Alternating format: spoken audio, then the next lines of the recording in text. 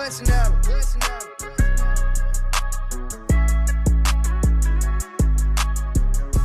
Happy New Year from the Dimer Sports Betting Podcast. Hello, welcome. I'm Greg, here as always with Dave. We are back from a holiday week with one episode. One more slow week this week for us. Just one episode to round out 2025 and bring you into the new year for 2026 with some wins. Dave, how was your holiday week?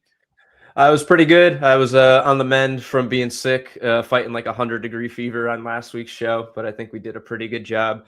It was not the fever that deluded me into starting or recommending Taysom Hill as a fantasy championship starter. Hopefully that didn't burn any of you.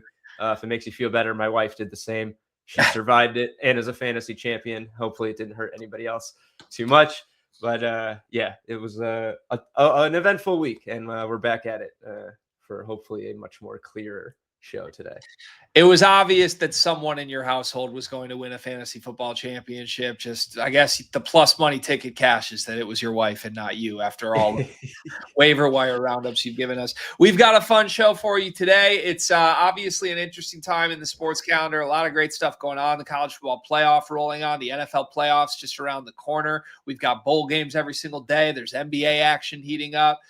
It really is a time with a lot of unique twists to the normal sport that you're watching. And we've put our own unique twist on this episode. So as we go forward through this show, we will preview the Week 18 NFL slate. We'll give you some storylines and things to look out for, including a couple player contract incentives, players that are trying to cash those checks in the final week of the regular season. I've got a college football corner for you. As always, we've got 2 picks in the college football playoff and 1 other bowl game. And then as always, we will do our NBA King of the Court targets. But let's start the show as usual with some things that you should have bet last week. Should have bet that. Dave, they say you should be at your best in your biggest moments of the year. That's what the College Corner is doing right now. Bowl season is here, and we started 3-0 with a sweep last week. We did have to sweat out Penn State and Clemson kicking field goals in 10-degree weather in Yankee Stadium. But beyond that, this was pretty much a no-doubter, despite Central Michigan's incompetence trying to gift Northwestern with points along the way. Yeah, that one was getting pretty interesting. What did they score? A bunch of points like pretty rapidly too in that second quarter. Yeah, the Penn State one was fun. It's like this is going to be the longest like +3 sweat ever trading field goals, and then they finally get in the end zone at the end there. We also had a nice little Derrick Henry 2 TD value on site. Wrote up a little article over the weekend. We had a bunch of 2+ touchdown values. 2 stood out to me, Omarion Hampton and Derrick Henry. So I wrote up an article on the 2. We were 1 Hampton TD short of cashing the whole little parlay, which would have been pretty sweet. It was like plus 90 to 1, or it was about 90 to 1. But Henry cashes the 2. They each get 1, which I recommended in here as a way to play it as well as anytime TDs. So just a way we're trying to take all that data on site, narrow it down to a couple plays to help you guys find the spots. Henry went on to score 4. We did not have that edge, although I think there was a 3+ because some people on social had tagged us that night when they hit a 3+ and called it out. So I think that was up there as well. So if you're on there, you might have found more than 1 touchdown edge on Derrick Henry. And I am so excited about this. This is going to be my favorite angle in Week 18. Our division winner parlay is getting closer and closer here. Panthers, Jaguars, and Bears. The Bears have cashed. We are 1 leg down. The Jaguars are a win over the Titans away from locking this up. And I wish they didn't talk about this on the broadcast last night because I found out about this like the day before, and it made it so much more exciting. And I am the biggest Falcons stan in the world right now. If you don't know this, the Falcons are eliminated from the playoffs.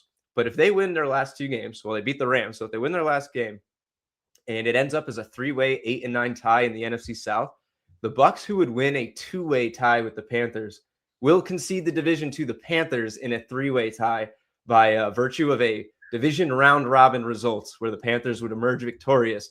So Falcons winning out actually cashes the Panthers no matter what happens on Saturday. It's the Falcons win last night actually swung the Panthers as division winners from plus money to minus 330 because they now have 2 outs to win. So I'm all in on this. I did a round robin of this as well. If you're looking at the screen, cash out is up to $288 from $5 on a $472 winner. I did the round robin too, so I'm getting something here as long as the Jaguars don't blow it. Got to find a way to hedge this. You have a few options if you're invested. I'll talk about it later in this game, but Saints Bucks money line parlay is plus 309, and both those teams winning is the only way that the Panthers cannot win the division. So you get yourself a little hedge there. But this is going to be something we're watching with great interest over the last week of the season. Sit back, relax, and go Jags, baby. Let's close this out. What a ticket. What a story that has been to follow. And we're at the finish line. I've seen finish lines fall apart before, but I like our chances going into week 18 here, Dave. Good work as always. Hopefully you were able to win at least a few of the things we just mentioned this past week. Without further ado, let's look at some takeaways from the second to last week of the NFL season. The week that was. In the battle for the worst team in the league, the number one overall pick was on the line. And, well, the Giants said, okay, fine, we'll win a game. Sure, yeah. We'll take it. They said, go ahead. We don't need your number one pick. You're stinking overall number one. We got the QB of the future, our number one wide receiver, our running back. We've got key defensive players. Coaching staff's about to get shaken up. So New York said, forget it. We're going to thump the Raiders.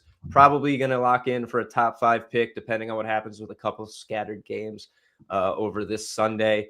Except the Raiders now in the driver's seat. If they lose, it's theirs. If they win, it kind of gets into, I think, some strength of schedule tiebreakers, which will be a whole thing. But I don't think the Raiders are going to try and win the game against the Chiefs very much.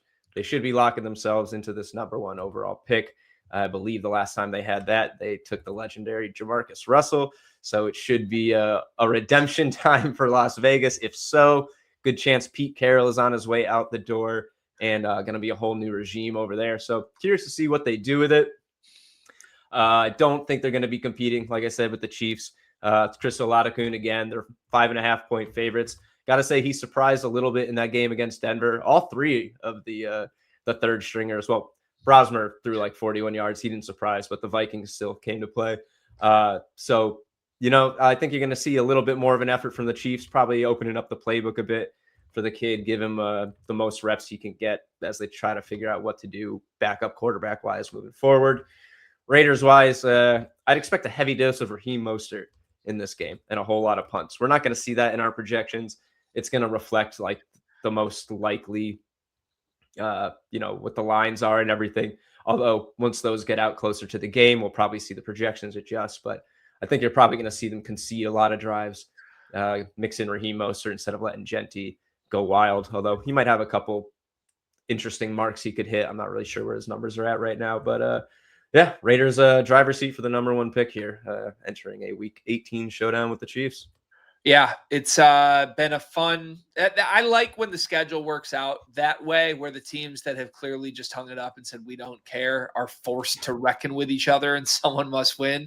That one team had Jackson Dart and one didn't, and Dart's not amazing clearly. Otherwise, the Giants wouldn't be where they're at. But he plays inspired football. I've talked about it before. I respect his brand, and I thought he came into that game trying to win the game, something you couldn't say about the Raiders. One other player whose outcome did not go the way he was hoping this week. How about Matt Stafford, who is my favorite NFL player ever? I mean, I've been on record appreciating this man since long before he got to Los Angeles, but I thought he had it wrapped up. I thought the MVP award was his. The Rams have been my Super Bowl favorite. Not so fast after a multi-interception game against Atlanta, concluding in a loss. Suddenly, the sports books have flipped here. Drake Maye is now a strong favorite after Matt Stafford was minus 300 entering the week. Do you think this is a fair flip, Dave? I like, my gut says no. I understand all the narrative. If the Rams simply lose that game and Stafford doesn't throw 2 pick sixes, it's probably, actually that second one didn't go all the way for a touchdown, but I think it looks a little different. I don't know. I don't think it should just be so run away for May. I just think this needs to be a lot closer. I mean, barring the Broncos losing to the backup Chargers, neither team's going to be the number 1 seed. Both of these quarterbacks have 8 picks. except Stafford has 12 more touchdowns than Drake Maye. Entering this 5-touchdown performance he had against the Jets, Drake Maye had 25 touchdowns. Stafford literally entered this week with like 15 touchdowns more than Drake Maye, and we're supposed to believe that they are effectively the same level of valuable to their team, which I just think is crazy. The Rams beat 5, could be 6 playoff teams depending who gets in.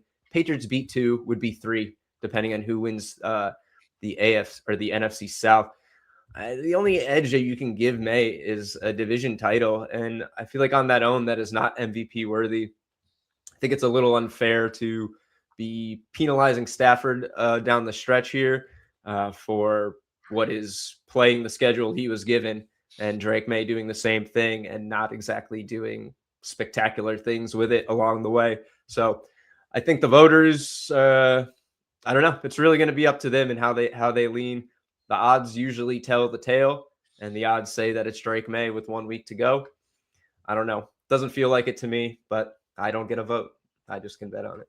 Yeah, I mean, my heartstrings are all over this one, but even just saying it out loud, Drake Maye MVP, what, 2 years into his career, 3 years into his, it's early at minimum. It's very ahead of schedule. And don't get me wrong, this Pats team is ahead of schedule. They're very good. They're a Super Bowl contender because of what Drake Maye has been. Obviously, one argument in front of Drake Maye or for Drake Maye is he's not exactly throwing to Puka Nacua here. He's got some good receivers, but the Pats being as good as they are has largely been due to his emergence. I still think the stats tell the story here. The Rams offense has been the most unstoppable force in this sport all season long. No matter who the opponent is, they've beat some good ones along the way. It was a stinker, and if a stinker in a big moment is going to cost Matt Stafford an MVP, that'd honestly be pretty fitting for his brilliant career. I mean, he does have a Super Bowl ring, but this is reminding me of many times where he just couldn't get over the hump despite a season of brilliant play. So there you have it. Let's turn towards Week 18 next. We do have some ways to preview this that, as you alluded to, are a little different than normal. We've done 17 weeks of this show, and we come on here and give you the models data, and it's very straightforward why you should trust it, blah, blah, blah. We're not saying you shouldn't trust what the model says this week, but we are saying to read the situations here. There's going to be a lot of benchings, a lot of guys that are being rested, a lot of teams that just flat out don't care about the result this week, and it will take our model a couple days to adjust based on how those availabilities get listed by the odds makers. So I guess just from a general standpoint, Dave, can you give us maybe an early motivation tracker for Week 18? Yeah, absolutely. I mean, I think it has to be at the forefront of everybody's mind. Every wager you're placing this week has to be like, what is this team playing for? I mean, right now, you can't even get lines for almost all of the games. The only ones with all your usual prop lines up are the 3 games that mean everything for the teams that are involved. Otherwise, these lines, the sportsbook game lines may look different. The prop lines aren't up. You don't know who's playing. Things are going to change a lot for a lot of these games. So I really wouldn't be locking in a ton of bets until later, closer to the weekend. We're going to try and focus primarily on the stuff that means the most. And that starts off with both number 1 seeds are up for grabs in Week 18. The NFL absolutely loves this. In the NFC, you got the Seahawks Niners playing for both the division and the number 1 seed. Huge game. Everyone's playing. It's going all the way down to the wire here, I think. You don't have to worry about any of the motivation stuff in this game. It's not impacted by any other results, and it's on a Saturday. So there will be no scoreboard watching for either team in this. Treat this as a normal game. We'll cover it later in the show. In the AFC, you have both the Broncos and Patriots vying for the top seed. I'd expect, again, both teams to start their guys against their respective opponents. That's the Broncos versus the Chargers and the Patriots versus the Dolphins. Playing at the same time, neither will know the fate of the other until the games are basically over. However, and this kind of surprised me given the Harbaugh-ness of the Chargers, but they have already stated they will be sitting their starters in this game. No gentleman's agreement here to play it tough all the way to the end. The Broncos are going to get the B squad, probably lock up the top seed, much to the ire of Patriots Nation. 90% probability for the Chargers to beat, for the Broncos to beat the Chargers this week. That's their money line probability from the Dimers model. For the Patriots, try and figure out what that means. I don't know. I mean, it means they're probably going to see them start heavy, pretty starter heavy in the first half. Any given Sunday, we just saw the Falcons beat the Rams. We've seen teams loot. We saw the Browns beat the Packers earlier this year. We've seen all kinds of wacky stuff happen in the NFL. Excuse me, all the time. So, if we're getting at halftime and this is a close game, I think you're going to see the Patriots play it like a totally normal game. If this looks like the Broncos are running away with this, when the Patriots are heading into the locker room for the half, it would not stun me to see the starters take a back seat in the second half. The 2 seed, they'll get the 2 seed and the division, and they'll be healthy going into the first round of the playoffs. That 2 seed gets you a home game in the second round. Still pretty good place to be. So you're going to have to wait and see what the lines and stuff look like. I think you could confidently take some Broncos over in this game if they exist come game time, but that's probably the only prop angle you should really be looking at. I think in either of these, it could get kind of messy come halftime. I would throw this out from a Pats standpoint, and I have no idea what props are even available at this point. Probably none. If I was going to look for anything with the Pats, I would stay away from any non-Drake Maye player. I think we could see everybody out of this lineup at some point if the other game is wrapped up. I will float this. I don't know if it's going to come true or not. Wouldn't surprise me if Drake Maye gets the whole game regardless. I mean, knowing there is an MVP on the line for a younger guy, the Pats they can put up points, as last week showed you, right? Mm-hmm. Like, they can kind of pick and choose who they want to score. Maybe Drake Maye a couple touchdowns this week, maybe kind of solidify his MVP candidacy in a game with a bunch of guys in and out. That would have my attention as well. You've also got a group of teams here with something to play for. Maybe not a number 1 seed, but there's quite a few teams here still with pretty serious playoff implications. Yeah, the Jaguars do have an outside shot at the top seed. It requires the Broncos and Patriots to both lose. Don't think that's going to happen, so I think we could probably put a pin in that. But they will be looking to lock up the division. Very important game for them. The Texans, likewise, everything to play for in regards to the division. Maybe they take it lighter in the second half if the excuse me, still getting over that sickness. If the Jaguars are up big against the Titans, who have been pretty feisty in the last, I'd say, 6 weeks of the NFL season here. But the Texans will definitely come out hard, playing with everything to play for. They're going to get Riley Leonard for the Colts, not even Phillip Rivers. So they're probably going to get up big early. Personally, give me another big Jaden Higgins game if you can get the lines. You saw what the Texans and Stroud just did to a very good Chargers passing defense the other day. Now they're going to get the Colts, who have been in free fall and were just eviscerated by Brock Purdy and the 49ers just the other week. So that would probably be what I'm looking at in those games. In the NFC, you have the Bears and Eagles playing for either the 2 or 3 seed, which is a big difference as the 2 seed gets a home game in the divisional round. Bears win over Detroit, locks it up for Chicago. Definitely expect the Lions to be trying to play spoiler in this, regardless of how, or aside from how their season went. Ben Johnson here, you could get maybe one last stick it to him in week 18 before you pack your bags and head home. So I'd expect that to be competitive. Model's got Bears at 58% win probability, but I think it's only a 2.5 point spread, so it should be a competitive game. Eagles need a win and a Bears loss. Should be playing pretty hard, at least in the first half. But again, that could change very much come time that they're heading out of the locker room for the end of the game. And then we got a few teams who are pretty much locked in or mostly locked in. Packers are locked into the 7 seed. Josh Jacobs has been nursing a knee injury. Jordan Love was just out. Christian Watson's been playing through an injury. Jacobs was 71 yards shy of 1,000. I don't think he plays a snap in this game. They got to get into those playoffs healthy because they are suddenly all the way at the other end of the spectrum from what looked like a Super Bowl favorite early in the season. Rams could end up the 5 or 6. Difference there is basically getting to play the NFC South champ as the 5 seed or the Eagles-Bears 3 seed winner of that. So it's not meaningless, kind of a choose your opponent thing. They've been here before, though. They're probably not really as concerned about that, just so much as getting in healthy and righting the ship a bit as they've been in a little bit of a slump. So I don't think they're going to do much. They need a win and a Seahawks win on Saturday. So we'll know their motivation by Sunday, which is good, at least as far as betting.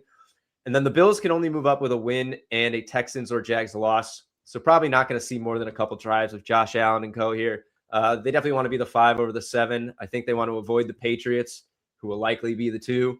And then they'll get the AFC North winner, who would be the 4 seed if they end up as the 5. So they would like to move up, but it's not really up to them. And I don't think you're going to see a lot of Bills action in this game either.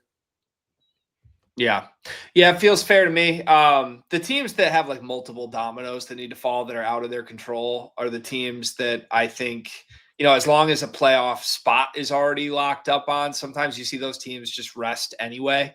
You can't bank on multiple teams to throw a game accident. Like, it's just if you need one thing, that's one thing. If you need 2 to 3 things, it's hard to really fully lock in mentally, even if you say you're going to start your starters. So as always, look, we encourage people to bet responsibly. You always should. And there's disclaimers for it everywhere, but you need to listen to them. To me, bet responsibly also means like bet situationally responsibly. And week 18 is one of those big time situations. I mean, we come on here with player prop value all the time, every single week. And this is it's kind of blind. If you're going to play player props this year, you have to know the volatility that comes with it. Maybe there's a chance if prop markets do come out closer later in the week that you could jump on like third stringers that, you have a chance to check into the game late and get some crazy value. Outside of playing those long shots, this is really not a week to play the favorites the way you normally do. So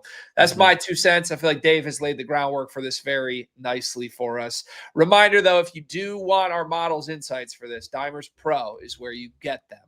For every single game in the NFL and every game in every sport. Promo code podcast gets you 50% off Dimers Pro, and tune back in closer to the games. Once we do start to see prop markets become listed, our model will adjust and give you our projections for each player that will be informed as best we can on exactly what the usage for each player this week should be. I teased it earlier in the episode here. There are player contract incentives this week that everyone should be aware of. Where do you want to start with these? Yeah, so not as sexy, I think, as the names that were up there last year. I mean, last year we had literally the best one of all. Mike Evans was getting paid for hitting 1,000 yards and also needed to extend his own record. Did so in magnificent fashion with Baker Mayfield feeding him at the very end of the game. Everybody was hyped for him. It was great. Unless he gets about 500, 600 yards in week 18, Mike Evans will not be extending his own record. So the names aren't as exciting, I think, as they have been in the past. But nonetheless, there are plenty of things to play for these guys. Now, the books know all of this, and it's going to be cooked into the lines. That's not much different than any other week in the NFL. We don't have any knowledge that the books have. We just have our own models and our ways of interpreting things, but they know everything that we do. So just don't think you're getting a sneaky angle because you know that Hunter Henry has some receptions-based incentives. But, we could still maybe try to find something. My personal philosophy with this is if you like a guy to hit some of these marks, you're probably going to get a little juiced if they're hovering right around there. Look for them to go a little bit over. They're probably going to get the attention if that is actually a motivation for the team in that game. And, it's not like they're going to throw them their 5 yards and then call it quits unless they are like, in a situation where they're trying to get in how, like the Bills, who do have a couple in here. So we'll just look at a few notable players who could hit these marks, see if our projections line up. So Sam Darnold's one. He's actually got the most, I think, on the line here, chasing up to about $2 million in just performance incentives this week. Jeez. 3 touchdown passes will get him $500K. 150 passing yards will get him $500K. And then if he can increase his completion rate by 0.3% and his passer rating by 0.8, those will each net him $500K. Excuse me. He's projected for 237.2 passing yards from the Dimers model, so probably rolling to the yards one and the completion rate, passer rating ones. 3 touchdowns. That's kind of up in the air a bit, but the way the Niners have been playing lately, it wouldn't surprise me at all to see him toss 3 touchdowns.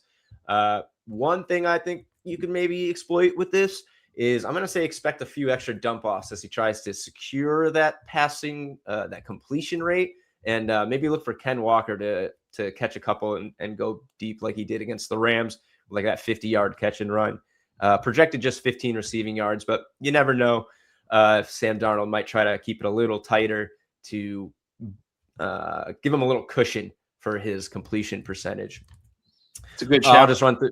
Yeah. I think that's I think the way you kind of want to use these too is, all right, if Sam Darnold needs 150 passing yards, you're not going to be able to make any money on 150 yards, and there's no need to be betting him to get 300 to try and get some value. Look for who could be the beneficiary of something like that in that situation. Yeah. Rico Dowdle, he needs just 7 scrimmage yards for a $1 million bonus, which is, so awesome for that guy who came into this as basically like a prove it deal. He's projected for 55.9 rushing yards alone. So congratulations, Rico Dowdle, Good on for your $1 Rico. million bonus. Absolutely. You got to love stuff like that for a guy. Having a $1 million contract incentive in your contract as a running back is a pretty big risk, and it's going to work out for him, which is pretty great. Yeah. Nick Chubb. He's been like one of the more unbelievable stories of the season, but legitimately a playmaker sensation throughout the year. I'm excited to watch that moment happen for him, Yeah, it'll be really fun. I think you'll see teammates get pretty rallied up, and hey, it might just help them power the Panthers to a dub, which we're looking for. Yeah. Nick Chubb, he needs 94 rushing yards for 250K to hit 600 total yards. That's not happening. He's projected for 13.4. He's simply not a part of the Texans game plan these days. This is an important game. So unfortunately, Nick Chubb will not be getting his bonus payday. Hollywood Brown needs a touchdown for 750K. That would hit 6 touchdowns. 3 TDs will get him $1 million. He's not going to do that. He gets a 20.6% TD probability. Fair odds at plus 400. Might be worth a look to see if Chris Oladokun will try to feed his guy and get him a $750,000 bonus. Wouldn't be betting it just to bet it, but if you can get Hollywood Brown around plus 400 fair odds, probably worth a look. Few guys on the Bills. Khalil Shakir has both receptions and touchdown escalators, but the only ones that are realistically in reach are hitting 80 receptions and 5 or 6 touchdowns if he managed to get 2.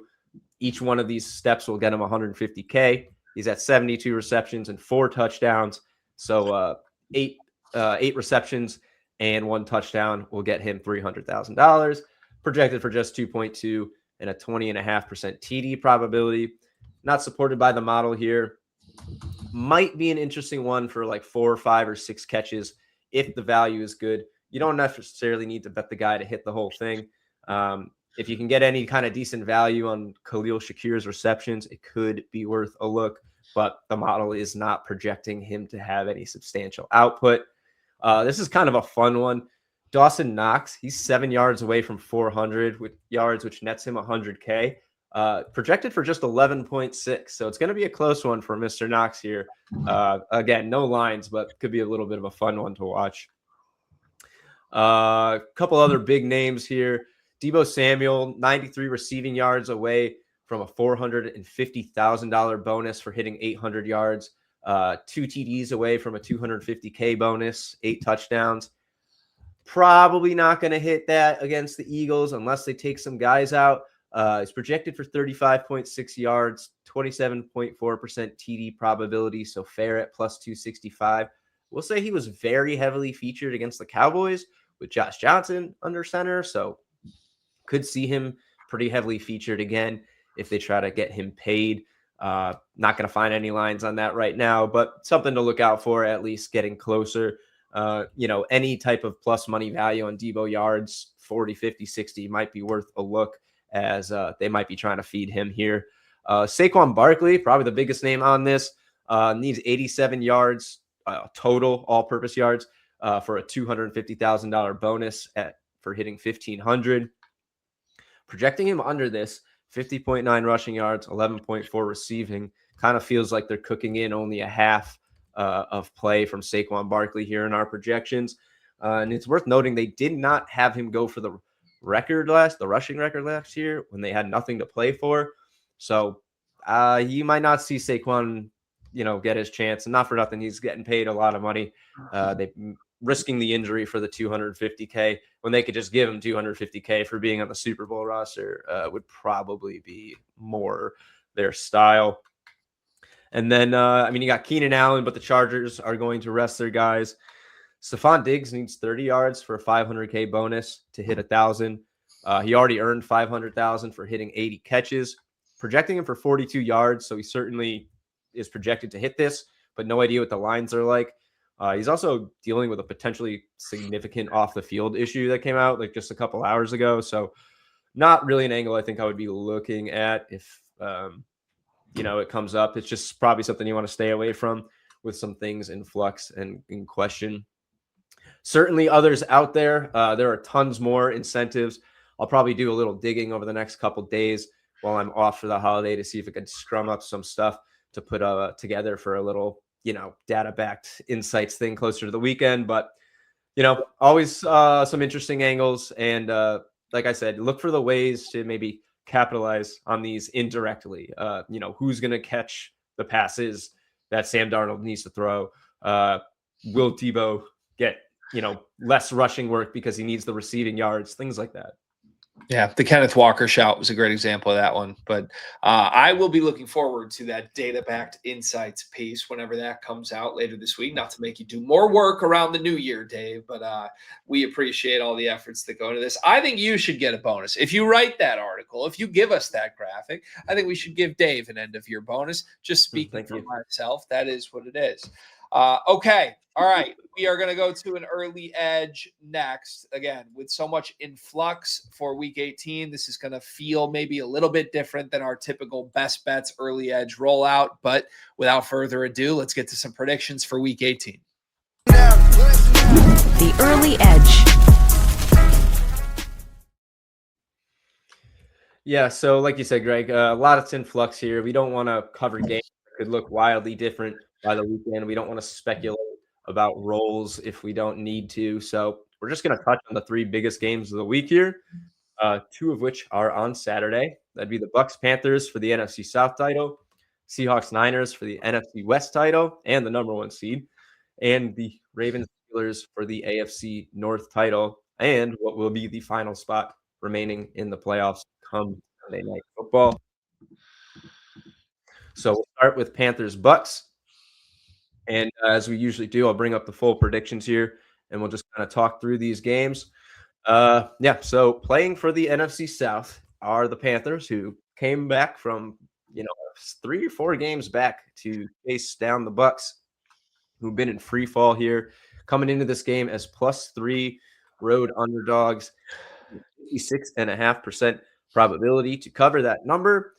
Over-under is set at 43.5. Model has the most slight lean of 53.6%, no edge at all to the over in that. And then Bucks money line is 59.5%, pretty much right in line with market price. You can get a little sweet spot on the over under, which has returned 3.1% ROI over 61 bets at this edge range throughout the year. So you got something there as the primary, well, except there's no real value. So, kind of as we would expect to see in a game like this with a lot at stake, pretty competitive and not a lot of edges. Excuse me. Anyway, we may have a sub 500 division winner after this, but no matter which team it is, if the Bucks win this game, the winner will be 8-9, the only one. And I am not salty about that at all, with the Cowboys potentially 8-1 on the outside looking in. It's their own fault. I mean that. I am not sarcastic. I'm not salty about that. I don't like the idea of people who think, it should just be the best records. Winning the division matters, even if you are under 500. One thing I'll point out is based on these projections where we have Bucks win and Panthers +3 with at least fair odds or a little edge. If you're a madman, you can try and middle this with a Panthers cover and a Bucks money line. Panthers are +2.5 on DraftKings, but that'll get you +1,400 for a very narrow win by the Bucks. If you want to tease it up to +3.5, you get +525, which is very in the realm of possibility. kind of a small hedge against the Bucks if you have that division winner parlay, although you're banking on the Panthers to keep it close in that instance, and it's not just a straight up hedge. But I love the Panthers spread in this game. Bucks are 5-11 against the spread this year, worst in the NFL, and absolutely dreadful 1-6 covering the spread at home. Panthers are 9-7 against the spread, 4-4 on the road. Like I said, if you're interested in that division winner parlay, depending on your payout, you got to find a way to hedge in this game. Whether it's just parlaying that Bucks Saints money line, trying the middle, or even finding, maybe a couple more fun angles to play in a way. But if you're riding on that, I think you got to find a way to guarantee yourself a profit here. Speaking as a fan of a dead football team, the Bucks are giving me "we know it's over" vibes right now. It's been a limp to the finish line. The loss last week to Miami was a disaster. Yeah. It looked like it. I mean, I was coming in, I was like, man, either way, it's going to come down to the final week. But I was a bit nervous that the Bucks got such a good matchup with the Dolphins, while the Panthers had to contend with the Seahawks to try and claim the title. But yeah, I mean, they couldn't even show up in that game. They let Quinn Ewers beat them. It's just not really inspired football by the Buccaneers right now. So, my only reasoning for saying that the Bucks are a play is by way of hedging against that division winner parlay. I really think it's the Panthers in this. I love the +3. You're getting an edge. That would be my single bet that I would play in this game. I'm not going to, because I'm already making enough money. If the Panthers win this game, it's not really worth it for me to further invest into the same Carolina side. Prop angle wise in this, scoring looks pretty low here. Mike Evans peaking at 42% for a touchdown. No one on the Panthers clearing 40. Tet McMillan right there. I think I like Rico Dowdle receiving yards in this game. Got him projected for 20. He didn't smash in the last game, but he saw 6 targets. He just didn't do enough with them. Bucks are still giving up the most receiving yards per game to running backs, over 50 per game on the year. His line is 16.5, so you're getting plus money at 20. You can get him for the over on his regular line. Maybe play it early in the game, but I do think Dowdle will get some extra looks.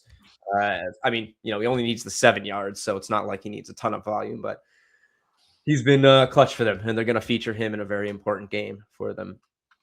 We also get a little rookie wide receiver showcase. Sure. Emeka Egbuka, which is pretty fun. They each led their team in receiving just 2 weeks ago.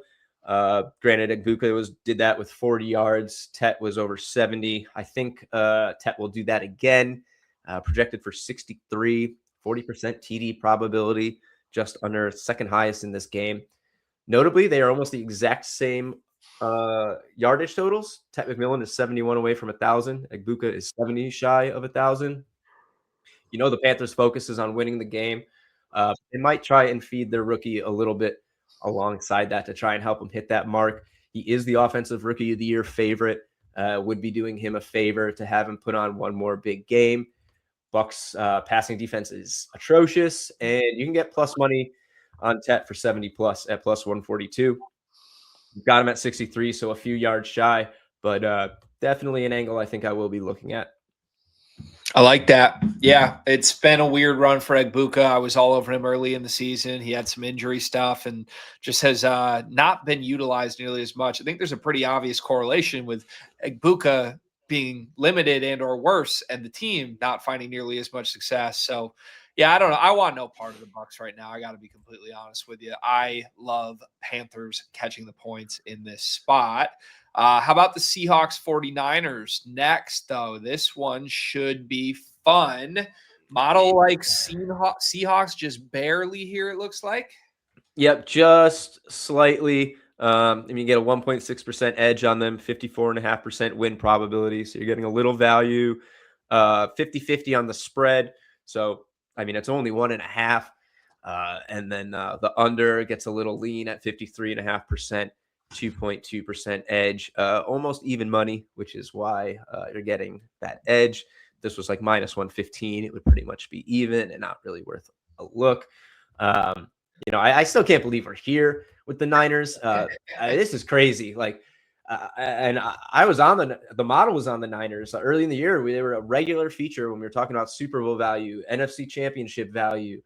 Early on, they were just priced so further out than we believe they should be. They were dealing with a rash of injuries. I mean, just talk about resilience. This team is 6-4, third in the division, with Mac Jones starting for what felt like 2 months, and they haven't lost a game since then. They could secure a bye this weekend. Kyle Shanahan should be in conversation for Coach of the Year. I mean, he definitely is. He's in the top 3 on the books. It's Vrabel favored, but at plus money. I mean, what Kyle Shanahan did with losing pretty much all of their best players at some point, the Brandon Ayuk drama, injuries, George Kittle playing some games. It's crazy. But, on the backs of Christian McCaffrey's comeback player of the year run and just great coaching. And now Brock Purdy playing some of the best football of his life. They're right here. This was a 20-1 Super Bowl team preseason, 16-1 at some points. Now just plus 900, likely gets shorter if they secure the bye. Just hats off to the Niners. Got to be really impressed with what you're seeing.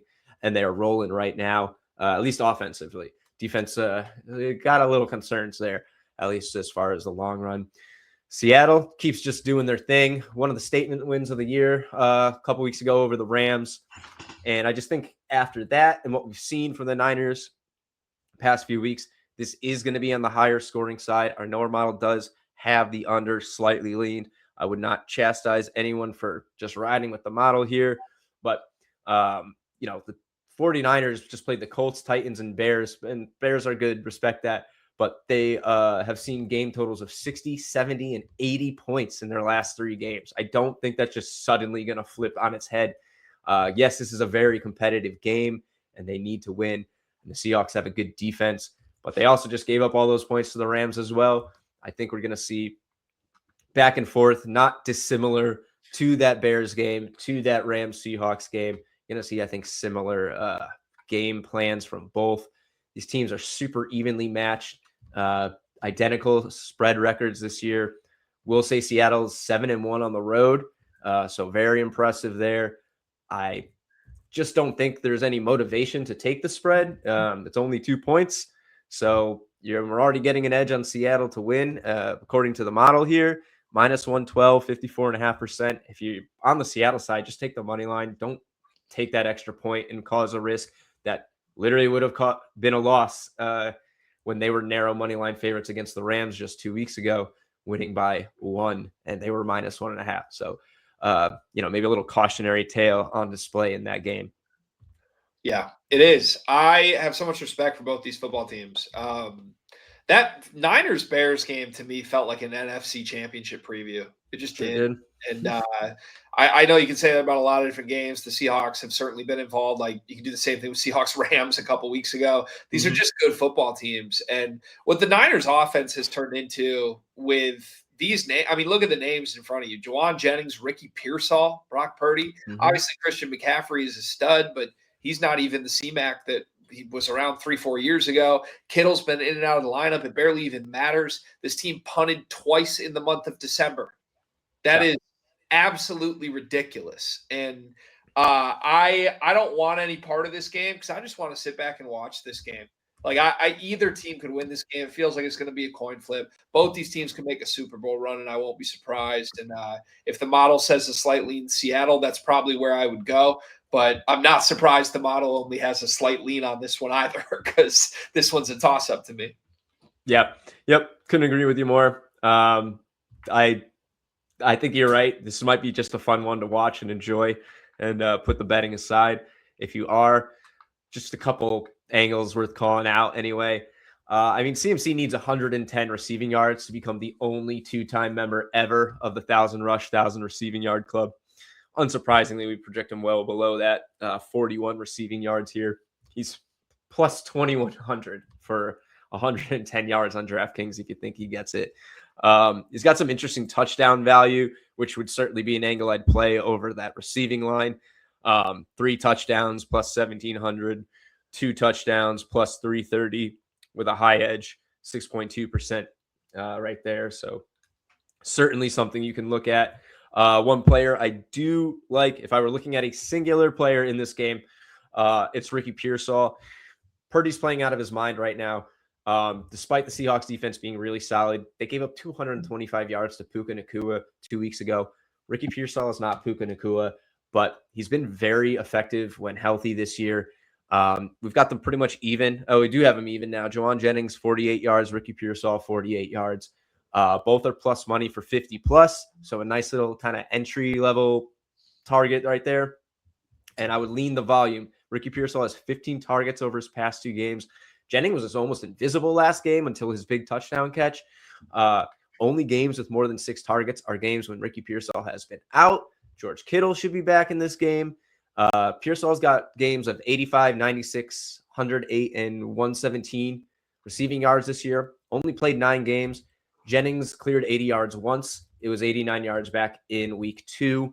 I think you might see Ricky Pearsall have a really big day in this game. Would be the only real angle I'm looking at. The Pearsall line feels really low as you talk through this, and just how heavily utilized he has been in recent weeks. I like it back to the earlier moment in the episode. I like Kenneth Walker, maybe receptions or maybe yards either way. And I like Pearsall for a big game over that number. One more here, Ravens, Steelers. Of course, this is the final game of the season. And of course, this means something to these two teams. Let's go, Dave. You can't make this crap up, dude. Like 1-5 Ravens. The Steelers are rolling away, and they're like, the Ravens are still minus odds favorites to win this division. Then they were slumping. Then it looked like it was over. Then it looked like it was Pittsburgh. Then it was over again for Baltimore as we stood here on the show last week and talked about.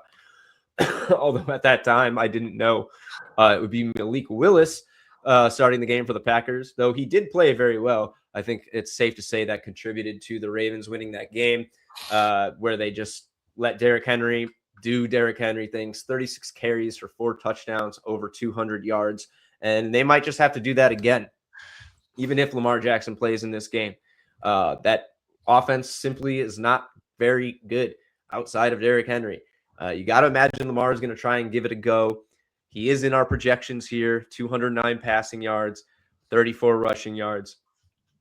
But, if he's not, I'm very skeptical about the Ravens' chances in this. But I do think this line reflects Lamar. I don't think the Snoop Huntley Ravens are a 3.5-point road favorite in this game. If the books are setting the line knowing that Huntley is starting the game.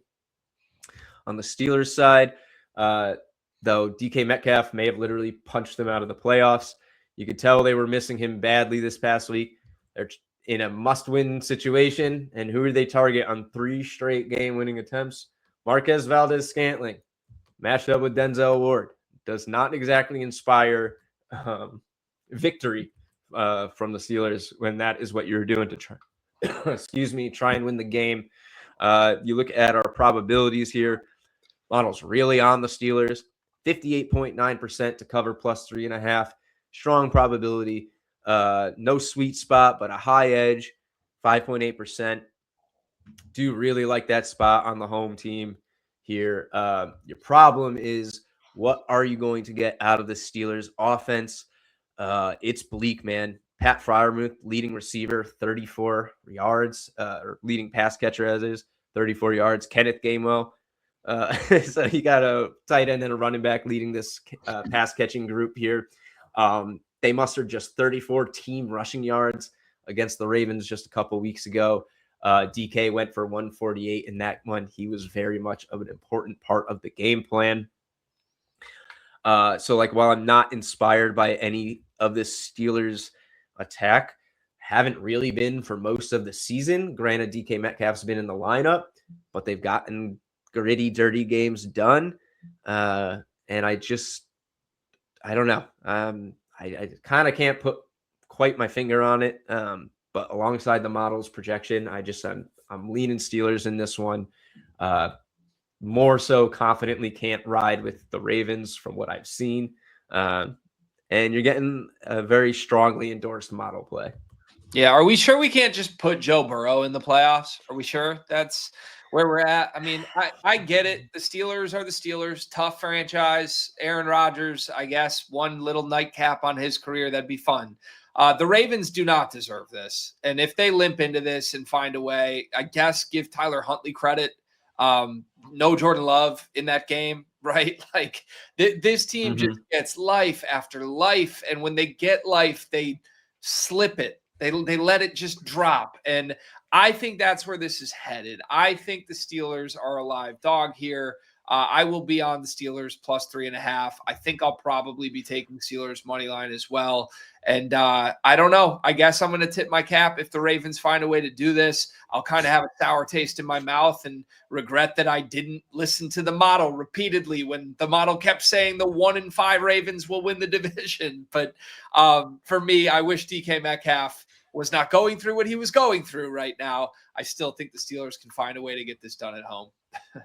Yeah, I agree with you. And like, look, we've seen it all year. The Ravens have had so many chances. It's been like handed right there for them to take the division, get things together, and they keep taking one step backwards right when it's there.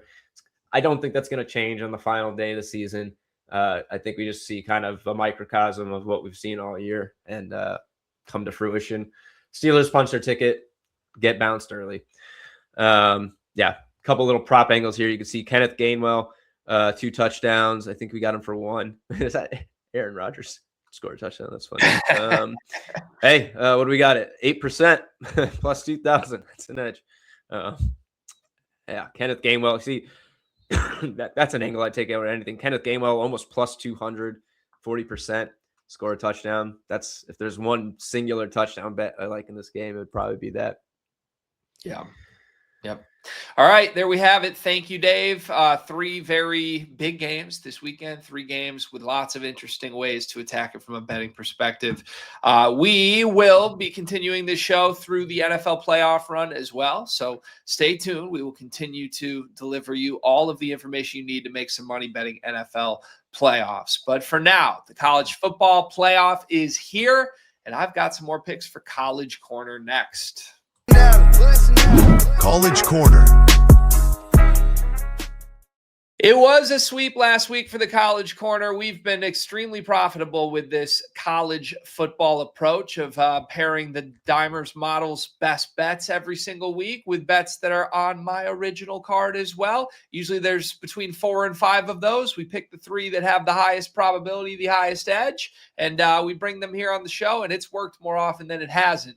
This week, I've got 2 plays for the college football playoff. I've also got 1 bowl game to get to. We'll start with that bowl game. And we're going to take Arizona State plus 3 against Duke. Now, there's a lot up in the air in bowl season for everybody. If you're not betting the college football playoff, you are really betting on coaches. You are betting on just kind of the platforms of the program, the bones of them, not knowing who's going to be available. We just saw it in one of our wins last week with Penn State. Katron Allen, their running back, was listed as likely the whole game and scratched 5 minutes into the game. So you just can't take any sort of injury availability reports seriously unless there is a national championship still on the line for your team. In this game, this is 100%, and I'm willing to back Kenny Dillingham at Arizona State catching a field goal against Duke Bet. This is a Duke team that came real inspired to the final week of the regular season, right? The ACC championship game against Virginia. You saw that game. It was a balls to the wall, Manny Diaz, leave it all out on the field type managed game with fake punts and all these little tricks up his sleeve. And it worked. They beat Virginia. They got to crown themselves ACC champs, even though they had a pretty mediocre season before this. Well, fast forward, here we are. Does anyone care about the result of this game? For me, motivationally, I'm not positive Duke does. I think they got their big cookie at the end of the season in the ACC championship game. This game is essentially a meaningless exhibition to them. I don't expect the balls to the wall effort we saw against Virginia. On the flip side, you have an Arizona State program with Kenny Dillingham, who in my opinion should be the Michigan head coach right now. But after Michigan fumbled that, interviewing him 4 times and still asking him to wait, he finally said, you know what, screw this. I'm staying home. And with him staying home, I think we're going to see a really inspired effort from Arizona State. He's just a great coach. He really is. I trust him. He's gotten the best from his players, even with availability concerns with Sam Levitt out of the lineup throughout this season. He was able to remain competitive with Jeff Sims, the backup, throughout. He's going to have to do it creatively for sure. But again, when there's a motivational edge, the way I think Arizona State should be with Dillingham back versus a Duke team that feels like they already got their prize, I will take the Arizona State side catching points every single time.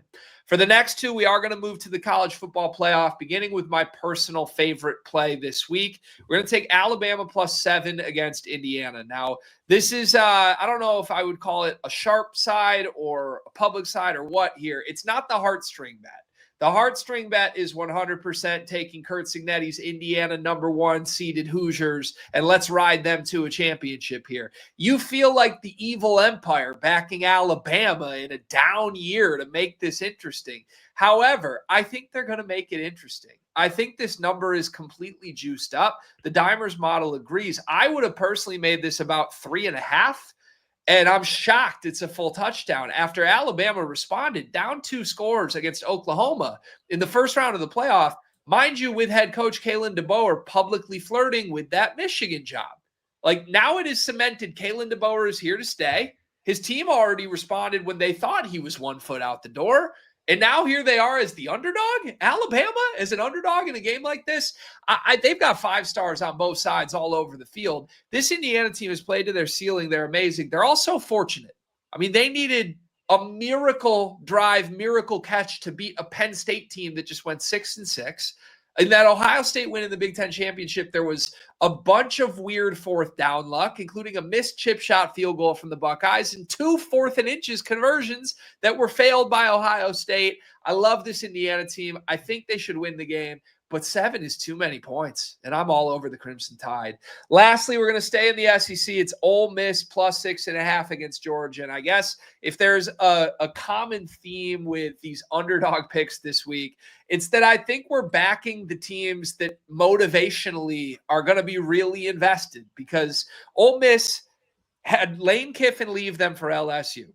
And everybody's eyes were on what is going to happen to this team in their first game without their head coach in the playoff. Well, they came out with their new head coach on the sidelines and I think made a statement.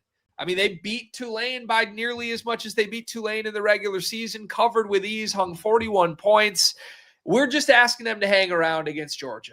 And I do think momentum is a real thing in college football when you've got one team that just won last week versus a team that was sitting at home. I think you've got to believe the team that just won can roll in with some momentum. These two teams did play in the regular season. Georgia was victorious by 8 points. That spread was 7.5. That was a home game for Georgia. You're telling me we go from a home game for Georgia to a neutral and it's only a 1-point difference. To me, that tells me this number has some Lane Kiffin's gone baked into it. I think Lane Kiffin's a great coach. I think this Ole Miss team looked just like they did with Lane Kiffin without Lane Kiffin in week 1. So give me Ole Miss to make it interesting. That is 3 underdogs, 3 really motivated teams this week. Arizona State +3, Alabama +7, and Ole Miss +6.5. Our model says Ole Miss is the highest probability to come through this week. Good stuff. I was just looking around. You can get Bama 7.5 regular line, Arizona State 3.5 regular line. So kind of a choice between you if you want the value or that extra half point. But yeah, very good. Looking forward to these New Year's Day and New Year's Eve games. You know, I like my key numbers, Dave. We have 3 more rounds of this college football playoff to come. Reminder, we will be back with more episodes of this podcast next week after the new year. So stay tuned. Make sure you subscribe so that you can get notifications as soon as there are new College Corner bets that drop. Next up, it's NBA time. Let's talk some King of the Court upgraded tonight. I believe, is there 3 $1 million bonus bet pools, or was that last week? Oh no, yeah, sorry, that was just last week. I didn't update that in the notes. It was just the Christmas special. Back to regular $1 million bonus bet pool. Just 4 games on tonight. Luka's in the mix, so it's going to be maybe a tough one to navigate, but I was going through and we found a few guys. We're going to go over our top 3 and go over a couple long shots. Put long shots in air quotes because when you see them, they're number 5 and 6 in our rankings. Just a bit of some good defenses on tonight that you kind of got to work around, but then also a couple poor ones that we can go after. So we'll pull them up and go through the king of the court right now. Top projected overall, of course, it's Luka, 47.3, 3-time winner this year, cleared 52 PRA in each of those. He's got the highest ceiling in the NBA, except for Nikola Jokic, pretty much. Even when the Lakers are slumping a bit, he's still going off. I will say his assists and rebounds have been down a little bit in the month of December. I think just one game over 5 boards, one game over 7 assists individually. But obviously always capable of a ceiling game. Pistons pretty good. Fewest assists allowed in the NBA. Top 5 overall defense, but not unbeatable. They were harassed this season by one guard in particular. That would be Jaylen Brown, not playing the Pistons tonight, but playing the Jazz, who are about as good as a matchup gets. He's averaging really his career best scoring numbers, 9 straight 30-point games, all in December, 3 games of over 50 PRA this year. Jazz ranked dead last in opponent points and assists, even worse to guards a little bit over the last 7 games. Jaylen Brown almost has triple-double upside, not quite as much as some of the other guys on here, but I do like his assists in this game. If you're going to play a single angle for him, I would look at assists. Cade just had 17 against the Jazz a couple days ago, and they are dead last against those. Pretty much ladder anything against the Jazz. I laddered Wemby blocks the other day up to 5 against the Jazz. Cash that. We are plus money for 3. They're just such a good team to target, and your only concern really is blowout stuff there. Rounding out the top 3, Cade Cunningham. They're playing the Lakers tonight. This guy's having a career best year. Ranks 2nd in the league in assists. So he's got tons of upside. 3 triple-doubles this year. Lakers are bottom 5 versus guards in points, rebounds, and assists over the past couple of weeks. Got double-double upside here. Projected, I think, about 27 points, 9.9 assists. So he could really climb that as well. Think you're going to probably find him to be more on the popular side tonight, but he's got a really high projection. And then our 2 long shots, again, long shots in air quotes. James Harden projected for 40.1, our 5th ranked PRA total. Really good form during this little 4-game win streak for the Clippers. He's had really massive performances against similarly poor defenses this season. I actually didn't have this part in my notes. I'll pull it up real quick while I'm talking about the rest of this because I got it in the article. But the Kings ranked 26th in points, rebounds, and assists allowed. It's 5th worst in the NBA. So, I mean, he's got plenty of upside in all 3 categories. Here we go. 55 points and 65 PRA versus the Hornets. A season high 66 PRA triple-double versus the Mavs. 56 PRA versus the Hawks. All those coming since November. Really good upside for Harden in this one.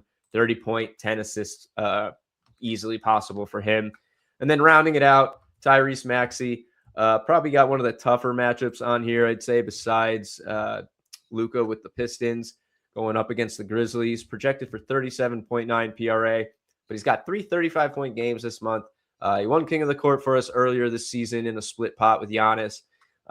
Really scoring-driven upside for him. He doesn't really have double-double numbers in rebounds and assists, so he's not going to probably not going to pile it on there. So, if you're going to back him on this, you might as well just take him to get 40 points because that's probably the way he's going to do it. Very middle tier Grizzlies defense, pretty much across the board. He's a long shot, I think, here, given the matchup.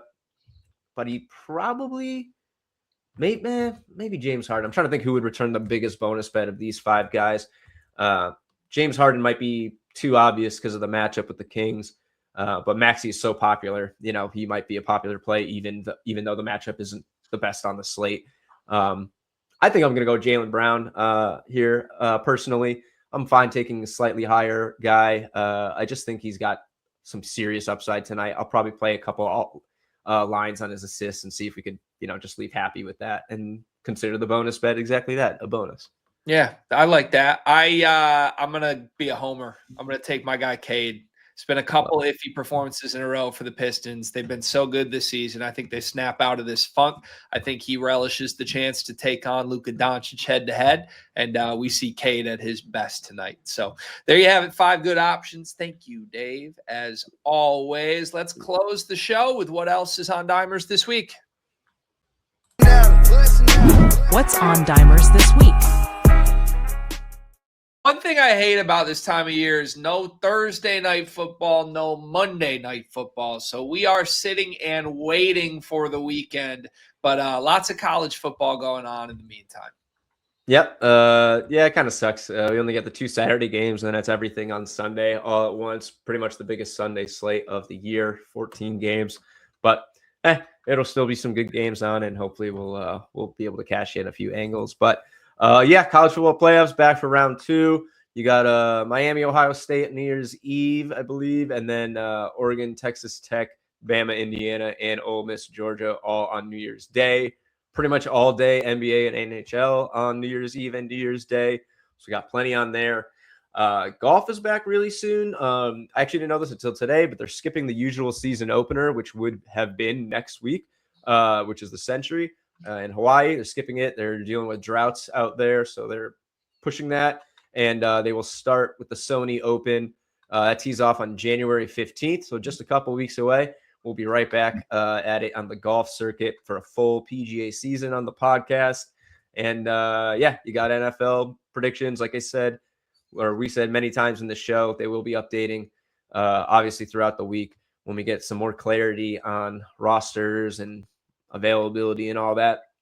We'll get a clearer picture of what to bet on come Sunday. Well, lots of special things to come on this very show. Dave, thank you as always. It was really fun to work on this project with you to get down the second half of 2025. Looking forward to many new things in the new year. Cheers to you, my friend. Cheers to our listeners. We appreciate it. Make sure you subscribe to the Dimer Sports Betting Podcast. Celebrate and bet responsibly in the next couple of days, everybody, and we will see you in 2026. Listen up.